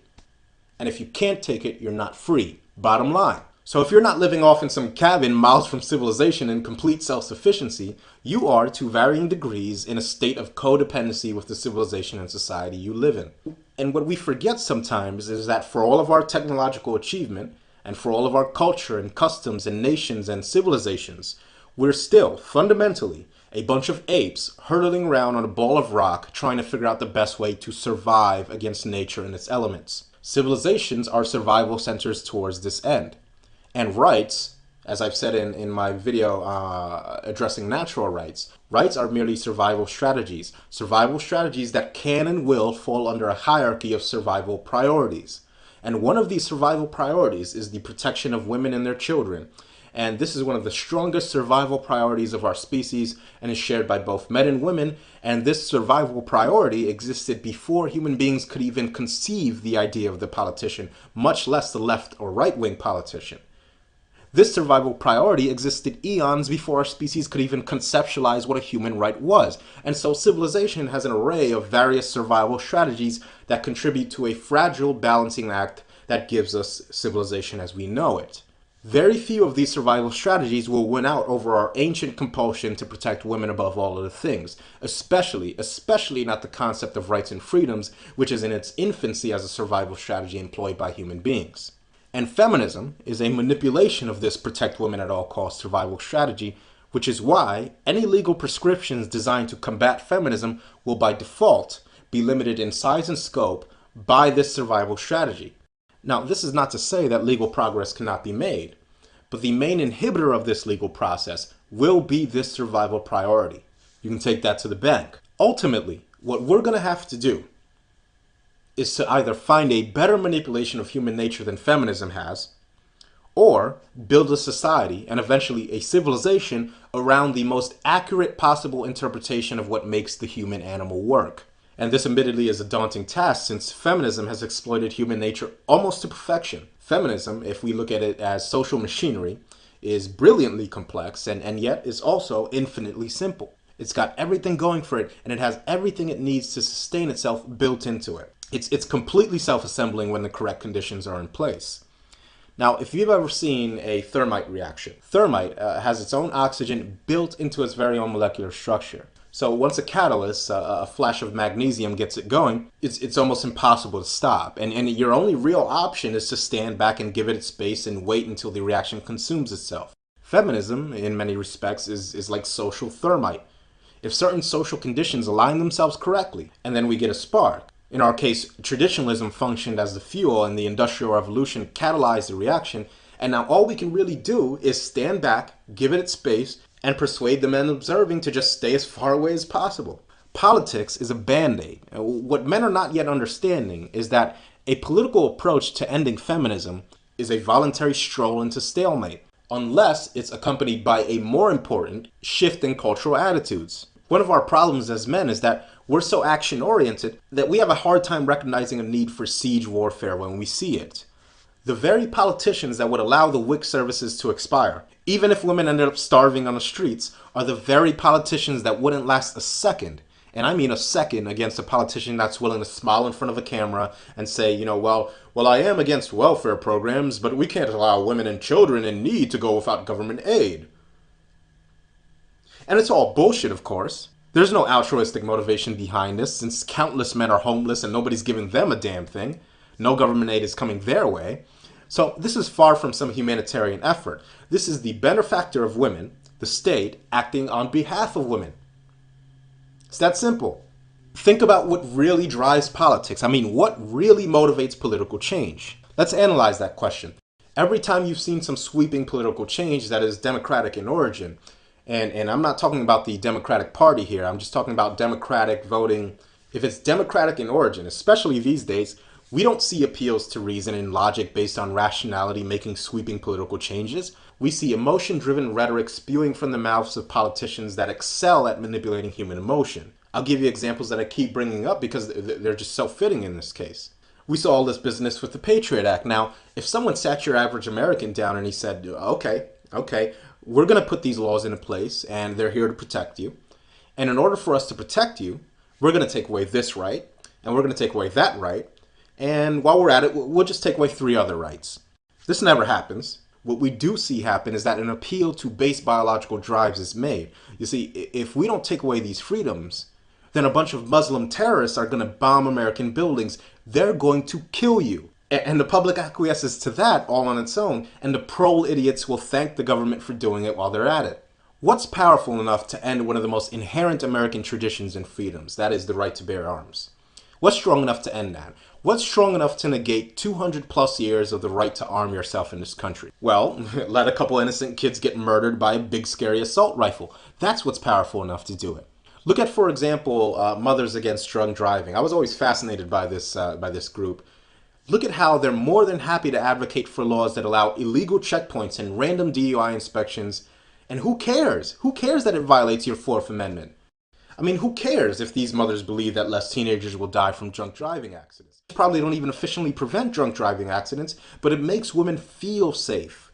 It makes them feel at ease. And this is the true scope of the problems we're facing here. That is, women are allowed to vote, and that they dominate the vote in comparison to men in terms of voting numbers and voting uniformity, and that they vote on visceral emotion for whichever politician promises them the most stuff, essentially. To be honest, I actually wish it was as simple as voting for the right politicians and, defunding government or whatever. I mean, this is an extremely naive approach in a political culture where the right politicians can't get elected and the wrong politicians are more than happy to pander to women at men's expense. So I wish it was as simple as defeating feminism, whatever that even means. If the fix for this was exposing feminism's hypocrisy, well, I say we're making pretty good damn headway on that. Most women today actually shy away from the feminist label. Most women won't happily wear that moniker. If we look at third wave feminism, notice that there exists no modern third wave feminist that shares the same political clout and garners the same amount of reverence that their first and second wave predecessors did. There are no third wave Gloria Steinems, for example. You see, the heroes of third wave feminism are clowns like Anita Sarkeesian and Jessica Valenti. Third wave feminism is the parading freak show of feministing and Big Red and David Futrell and Hugo Schweizer. Nobody takes these fools seriously, but the true legacy of feminism, the privileges that feminism and women put into place, those privileges will remain whether or not feminism is defeated, whatever that even means. And the reason for that is that, as cynical cynicism, the cynical cynicism once said in a previous video he uploaded, culture precedes politics, and culture is informed by the unflinching hand of human biology. You see, we can theoretically get hundreds of millions of women behind us saying that they hate feminism and they rebuke it. Wait till enough of those same women fall on financial hard times and see if those same women will demand that the government do something about it, and that something is going to be in the form of some kind of WIC welfare program that ensures political suicide for any politician crazy enough to confront it. No, gentlemen, our battle does not lie primarily in any politician's office and in any voting booth. Capitol Hill, unfortunately for us, is gynocentrism ground zero. Men cannot compete politically with women even if they wanted to. Look up any of these statistics on voter turnout and you'll see that women consistently outvote men, and it's clear what they vote for. And I've said this before, that if the goal was some sort of attack against the family, or communism, or socialism, or any one of the other versions of the litany of conspiratorial hogwash that we hear regurgitated over and over, the question that would immediately become apparent is why didn't the conspirators also incentivize men to leave their wives for younger, hotter replacements? Why was it only women that have been allowed the freedom to push the eject button on their families whenever they see fit with impunity? Why? Could it be that, female nature predisposes them to this? No, that can't be it. It was the Marxist, crypto-fascist, crypto-communist, crypto-nihilist. They were the ones that did it. I mean, because there's no examples of the state using female nature to control men before American feminism. That just doesn't exist in history whatsoever. Except, maybe Aristotle's Politics, Book 5, where he goes into detail on how tyrannies are actually sustained. And it's interesting what he says, and I'll just quote it right here. Quote, "The evil practices of the last and worst form of democracy are all found in tyrannies. Such are the powers given to women in their families in the hope that they will inform against their husbands, and the license which is allowed to slaves in order that they may betray their masters. For slaves and women do not conspire against tyrants, and they are of course friendly to tyrannies and also to democracies, since under them they have a good time." End quote. Well, it makes perfect sense that a slave has no pity for the tyranny his masters are living under, since a slave is living under a tyrant himself, that is, the slave master under the tyrant who rules him. But isn't it interesting that 2 millennia before feminism started, we have one of the greatest philosophers in human history making the observation that women seem to support tyrannical government at the expense of their husbands. Now, how did that happen? How did that happen before the great Satan Karl Marx hypnotized all of Western womankind? How did this happen? I know. The Illuminati, Rockefeller, Marxist cabal, they made a time machine and traveled back 2,000 years, and they conned those women as well. And Aristotle, that evil misogynist, who's just as bad as the feminists, that wouldn't exist for another 2,000 years, he said this about women because he can't get laid and was a degenerate nihilist. Or perhaps the ancients were a hell of a lot more honest and in tune with themselves and what it means to be human and what it means to be male and female than we are. Maybe they understood that for their own good, women needed to be generalized, and maybe they knew that women naturally embrace tyranny if it benefits them, and maybe they understood that women are just too damn selfish for their own good and could care less about the continuity of civilization. And any behavior conducive to building a civilization other than, childbirth was better left to the men. And so maybe they went about setting up a system by which female nature, the selfish aspects of it at least, could be contained and harnessed by harnessing male reproductive biology. Maybe this system collapsed once technology underwent an explosion in innovation with the advent of electricity and with the discovery of fossil fuels that produce an estimated 25,000 hours worth of human labor in one barrel. Because that wouldn't throw a wrench in a system that relied on men's superior ability to perform labor in exchange for female reproduction and fidelity. No, that couldn't be the case. Instead, what we do is we look for obscure and largely irrelevant political fads to blame. This is the Fabian Socialists or the Frankfurt School, and we assign to them an almost godlike ability to influence the course of human interaction in history decades after these political fads existed and fizzled out. Now, some will say, because men will absolutely insist on making excuses for dysfunctional female behaviors, that this is all a result of big bad government incentivizing bad female behavior. And I can play the devil's advocate here. Let's say that's the truth. If that's the case, then it should become obvious immediately that cutting women off of the government teat will pose a direct threat to those incentives, and if they're willing to sabotage their own families for a payout, what makes you think that they're just going to acquiesce for something as trivial to them as male human rights? I mean, this is simple criminology, people. When a crime occurs, the first thing you do when establishing motive is ask who benefits. So who benefits? Well, men certainly don't. Who does? The state, and women do. It's obvious. It's obvious for anybody to see. This is the problem that any political solution fails to address. This is why political solutions to the problems we face are at best additional and subordinate to a shift in cultural attitudes and behaviors of men that understand what they are, biologically speaking, and what women are in this sense as well. What does it do to change an unjust law if we don't even understand exactly what caused this unjust law to be written into law in the first place? If we change an unjust law without even acknowledging what put it there, then we've effectively done nothing to prevent the law from changing back. Without understanding female nature and how we react to it as men, we will never understand what got us here in the first place, and this highlights, I think, why there's such an insistence on declaring instead symptoms like Marxism and communism or leftism as being to blame for feminism. It's essentially the easy way out. At least it sounds that way, since it mistakenly assigns natural human socialistic tendencies to things like Marxism, which is portrayed by these types as some kind of mental illness instead of a politically codified expression of human nature. And in doing this, we set ourselves up for a perpetual political battle that can never be resolved because it's essentially a political fight against human nature itself. And ironically, the defeat the left type's failure to recognize Marxism as an expression of human nature is the same perpetual war against biology that feminists have concocted with their patriarchy theory. And the only actual difference, and this is key here, the only actual difference is that feminists and the women they advocate for actually have the necessary resources, that is, women and their in-group preference, to make effective political headway with their anti-nature ideology, while the defeat the lefter types have failed and will continue to fail in making any significant political headway, and are certainly not capable of achieving anywhere near the amount of political changes that they drone on and on about. The men's movement, I believe, is smart enough not to follow these people into this never-ending right-left political quagmire that is an absolute fool's errand. It's a fight against a boogeyman for children masquerading as philosophers who'd rather concoct the most ridiculous conspiracies instead of acknowledging what's going on right in front of our faces.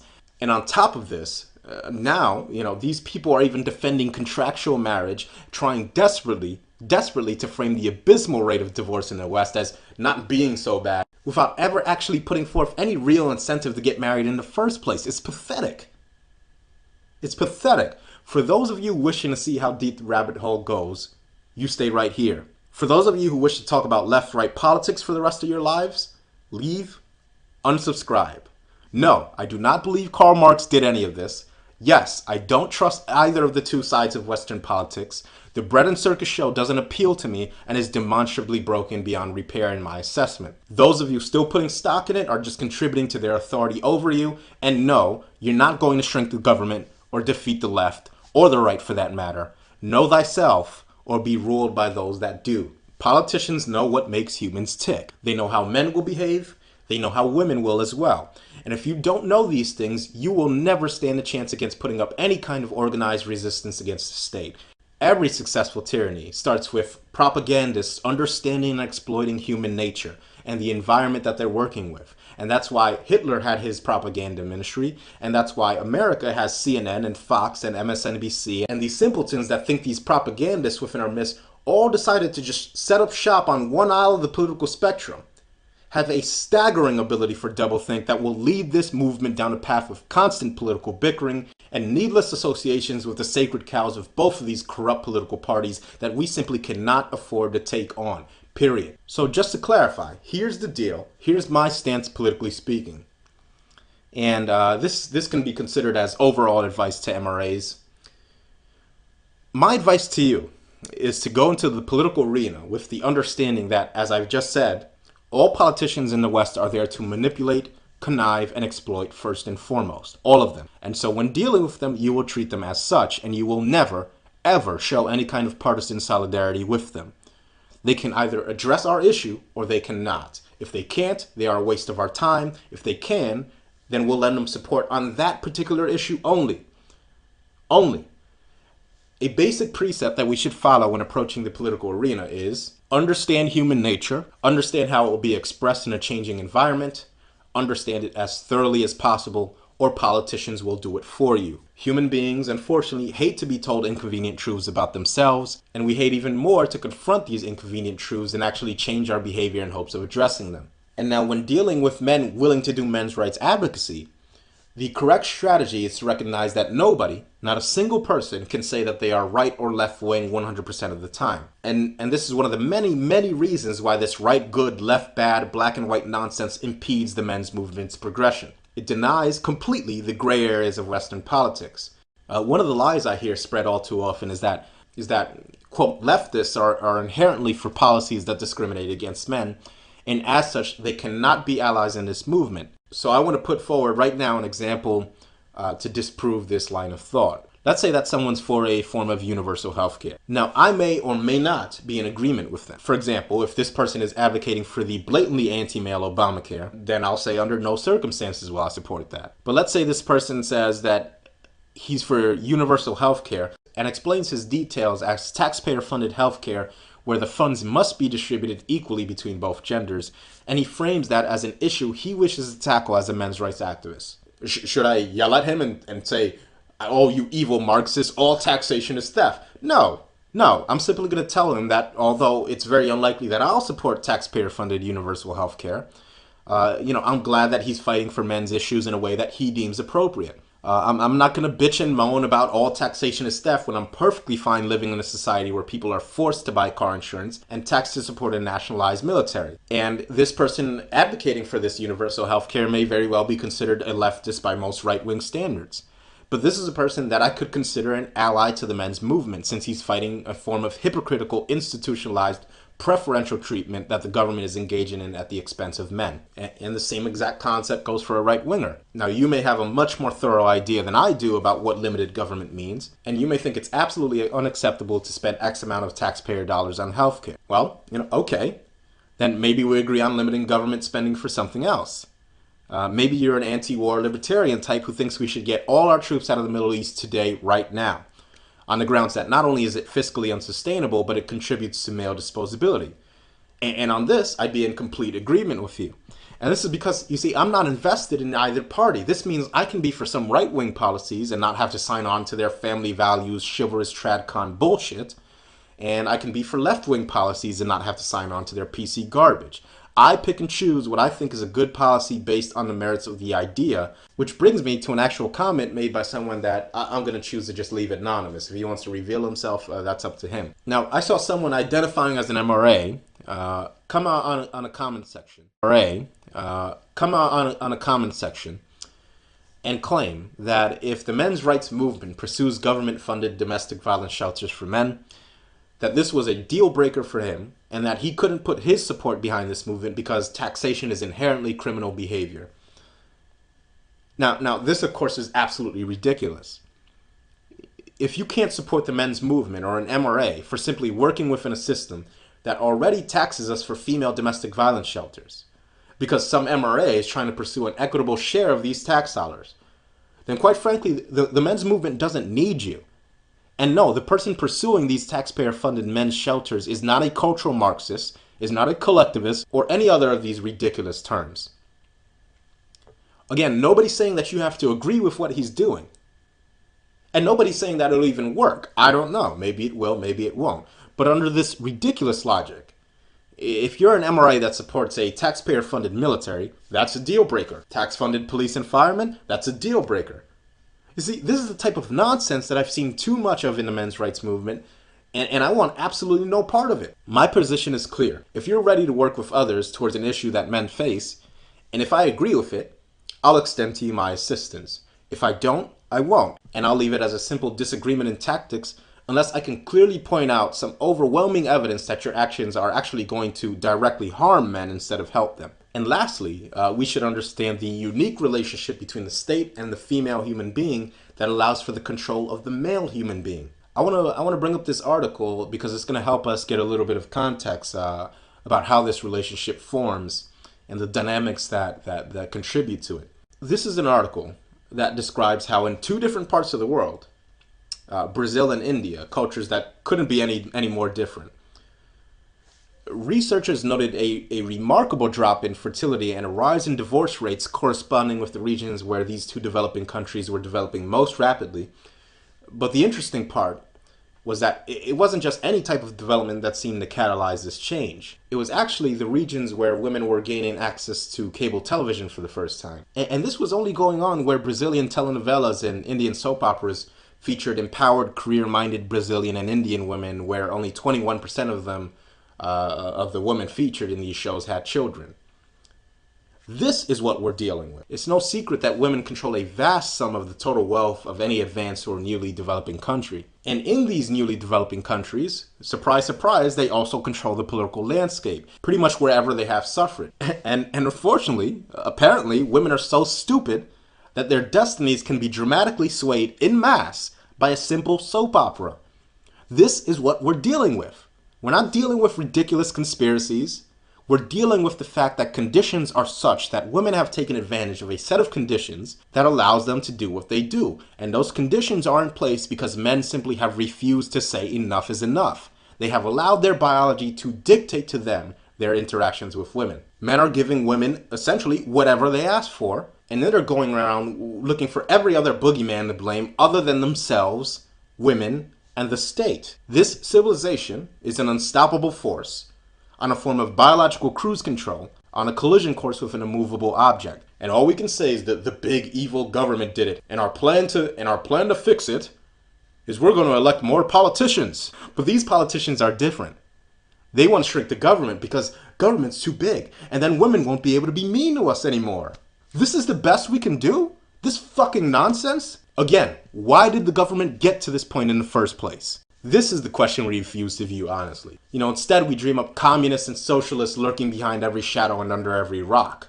We take some insignificant bullshit about the Frankfurt School or some other ridiculous conspiracy and we overinflate the influence and political clout they had to damn near mythical proportions in order to explain away the fact that we got ourselves here.